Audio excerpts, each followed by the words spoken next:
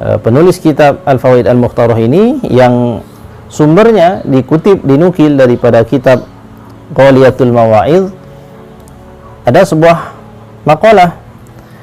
Bismillahirrahmanirrahim. Qala al-muallif rahimahullahu ta'ala, nafa'anallahu bihi wa bi'ulumihi fid dharain amin. Yadkhulu ahlul jannah ala arba'i sifat. Nanti akan masuk ke dalam surga penduduk surga itu dengan 4 keadaan. Jadi semua orang yang masuk ke surga itu akan masuk ke dalam surga dengan 4 keadaan. Yang pertama adalah ala umri Nabiyillah Isa alaihi salam, wa huwa salasuna. Orang masuk surga itu nanti dalam keadaan ia umurnya seperti umurnya Nabi Isa ketika Nabi Isa alaihi salam diangkat oleh Allah Subhanahu wa taala ke atas langit pada saat usianya 33 tahun. Jadi usia 33 tahun inilah usia di mana pada usia itu manusia itu berada pada kondisi yang puncak kesempurnaannya dalam hal fisik, puncak ketampanan dan kebugaran seseorang itu pada usia tersebut, pada usia 33 tahun. Maka ahli surga, mudah-mudahan kita termasuk, amin ya rabbal alamin, akan masuk ke dalam surga dalam keadaan berusia 33 tahun. Wajahnya itu wajah yang segar sekali karena pada usia yang terbaik. Nah, ini berlaku untuk semua penduduk surga.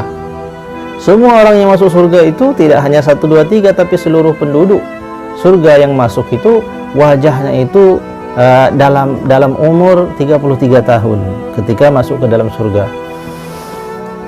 Meskipun ia wafat dalam usia 90 tahun, ada yang wafat dalam usia 100 tahun, ada yang wafat dalam usia yang lebih muda daripada itu, akan tetapi kemuliaan mereka ini Allah muliakan, akan disamakan seperti umur 33 tahun.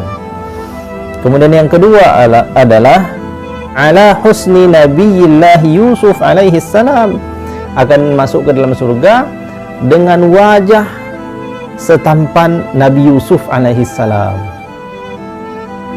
Ini umatnya Rasulullah sallallahu alaihi wasallam.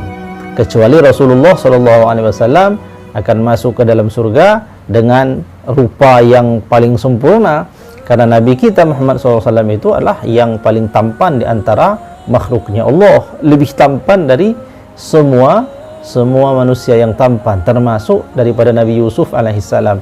Akan tetapi para ulama kita di dalam syarah yang menjelaskan tentang ketampanan Nabi ini, ketampanan Nabi itu karena puncak ketampanan itu ada pada Nabi SAW, maka kita, mata manusia itu tidak bisa menembusnya, tidak bisa melihat keseluruhannya, karena keterbatasan kemampuan mata kita, keterbatasan kemampuan mata manusia, sehingga tidak mampu menembus ketampanan daripada seluruh ketampanan Rasulullah SAW.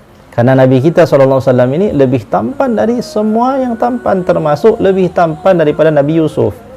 Akan tetapi Nabi Yusuf ini selain daripada Rasulullah SAW adalah yang paling tampan. Nah, maka orang yang masuk surga nanti akan diberikan ketampanan seperti ketampanannya Nabi Yusuf alaihi salam. Ada yang masih bingung barangkali bagaimana bahwasanya mata manusia tidak bisa menembus ketampanan Rasulullah. Pandangan mata manusia itu terbatas, seperti halnya kita memandang langit. Ketika kita memandang benda yang kecil, maka kita bisa memandang keseluruhan daripada benda itu. Kemudian kita diberikan lagi benda yang lebih besar lagi, maka kita masih bisa melihat keseluruhan daripada benda itu. Akan tetapi ketika kita sudah diberikan benda yang sangat besar, umpamanya kita diberikan benda berupa bumi ini, berupa langit, maka yang kita lihat hanya sebagian kecil dari langit itu. Kenapa? Karena begitu luasnya langit, sehingga yang terlihat hanya sebatas kemampuan mata kita sendiri. Semakin tinggi kita naik, akan semakin luas jangkauan penglihatan kita. Semakin tinggi kita naik, akan semakin luas jangkauan daripada penglihatan kita. Begitulah Rasulullah, ketampanannya tidak bisa dijangkau keseluruhannya oleh mata kita.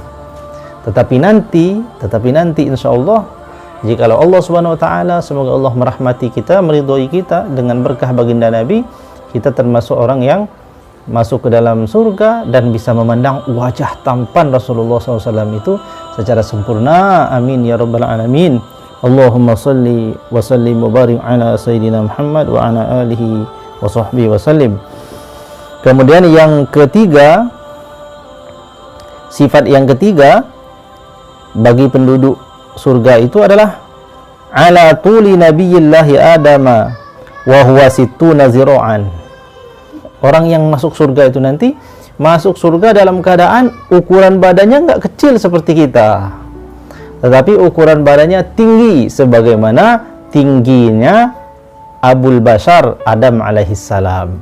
Jadi akan masuk surga dengan tubuh yang besar sebagaimana tubuhnya Nabi Allah Adam alaihissalam, yang dalam riwayat dinyatakan tingginya Nabi Adam itu adalah situna zira'an. Situn itu 60, zira'an itu hasta, 60 hasta. Jadi satu hasta itu adalah dari ujung jari tengah sampai kepada siku, ini satu hasta. Nah, 60 hasta. Nah, kira-kira diperkirakan sekitar 27 meteran lah, kurang lebih demikian. Itulah tingginya Nabi Adam alaihissalam, dan nanti orang yang masuk surga akan masuk surga dengan ketinggian yang seperti itu. Badannya tampan seperti Nabi Yusuf, kemudian gagah besar seperti Nabi Adam alaihissalam. Kemudian yang keempat, sifat yang keempat adalah ala lughati sayyidina Muhammadin sallallahu alaihi wasallam wa hiya al-lughatul arabiyyah.